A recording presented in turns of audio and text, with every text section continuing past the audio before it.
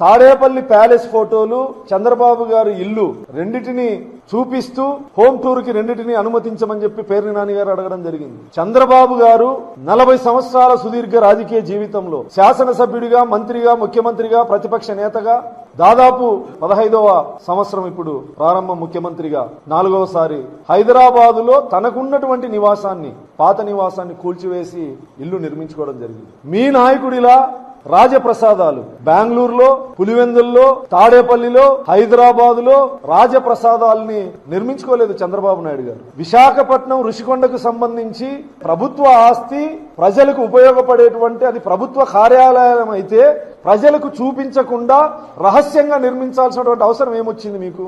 దాన్ని రహస్యంగా అంటే పోలీస్ అధికారులు కూడా చూడకుండా ఎవరు నిషేధిత ప్రాంతంలో ఆ భవనాన్ని, రాజప్రసాదాన్ని ఎవరి కోసం నిర్మించారు? ఈ రోజు 25 పార్లమెంట్లో రాజప్రసాదాల్ని తలపించే విధంగా ఆ భవనాలు ఉన్నాయే.